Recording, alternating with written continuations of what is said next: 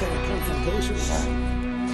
California has become quite a hotbed for all kinds of radicals, communists, socialists, all in the 1960s, but they were here before, progressives. Now eco-terrorists, they're here.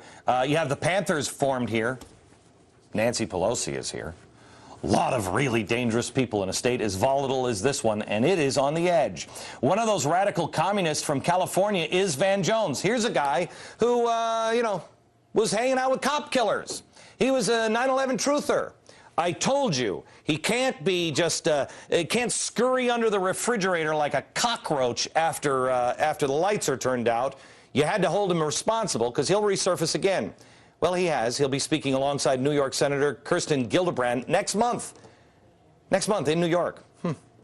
David Horowitz is the publisher of realnewsblog.com, former radical himself. You were a guy, if I read history in the 1960s, you're part of all of these people that we're now talking about. All of the radicals, progressives, revolutionaries.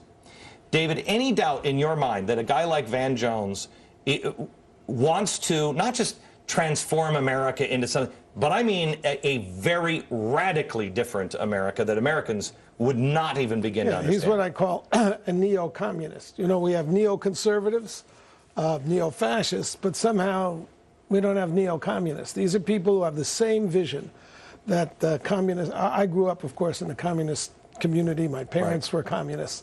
Van Jones will not disappear. He's a fellow at the Center for American Progress. I know. Which is the brains trust of the Democratic Party. When I said they were going to sweep him out, they did. They swept him out on a holiday weekend at midnight, and I came back that next Tuesday and said, this is the worst thing that could happen because he's still in the system. He is, and he's never going away, is he? No. We have to chase these people and keep a spotlight on them all the time. Yeah, well, the old communists are revived by this progressive movement. It is a movement, and it's a culture. The Rosenbergs are still innocent. Richard Nixon is still the enemy.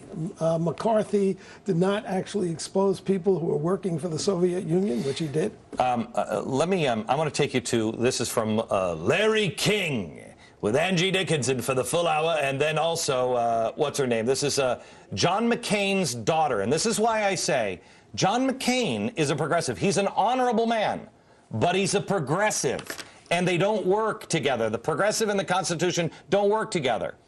Listen to his daughter on Larry King. I consider myself a progressive Republican. Okay. Such a thing as a progressive Republican that can stand... Can a progressive... This is what I'm trying to convince America of. Can a progressive work with the Constitution? Not in the way it's understood by these people, no. Okay. The Constitution is a conservative document. First of all, it distrusts the people. It makes the people sovereign, but then it puts all these checks and balances in their way. And of course, originally senators weren't even elected. Okay.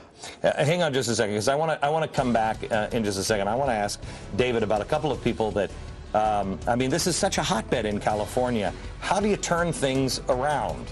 This is ground zero in many ways. David Horowitz, next. Under the leadership of Harry Bridges, followed by Jimmy Herman, the ILWU faced head-on the great political challenges of our nation. Back with David Horowitz. He is the publisher of realnewsblog.com, former radical himself from California. I want to give you another quote from Nancy Pelosi. Can you bring up the quote from Nancy Pelosi? Do you have the other quote? Harry Bridges was arguably the most significant labor leader of the 20th century, beloved by the workers of this nation and recognized as one of the most important labor leaders in the world. Who was Harry Bridges? Harry Bridges was an Australian labor leader whom the government during the Cold War tried to deport for 10 years because he was saying he was a member of the Communist Party and therefore basically an agent of the Soviet Union. He denied it all the way. Then when the Berlin Wall fell and the Soviet archives were opened, it turned out he was on the Central Committee of the American Communist Party. He was one of the leaders of the Communist Party. And in 1998, everybody knew this, but it's Pelosi's hero. Why did Sweeney from, AFL-CIO change and say, hey, we don't need to have any of these rules to keep communists out of the labor unions? This was just a few years ago. The big break, there was a big break in 1948 during when the Progressive Party was formed and the Cold War, Walter Reuther, who was a socialist, drove the communists out of the CIO, out of the unions, because they were agents of the Soviet Union, which was a slave empire and our enemy. Sweeney and these guys, like you say, Van Jones doesn't go away, the communists don't go away. The progressives stayed, and now they just embrace. When the president says, I'm a progressive, they call me a Marxist. He's not a Marxist, is he? Progressives, it's made out of the Marxist stew. But do I have it right, David, when I say it's the difference between evolution? What you were going for in the 60s was revolution. Progressives, evolution. In a nutshell, conservatives guide everything they do by looking at the past, the experience. This is what human beings are. This is the way they behave. This is the limits. This is what you can hope for with these people. Progressives govern everything from the future. They have this imaginary future, which is the ideal world of social justice, and they judge everything by that future.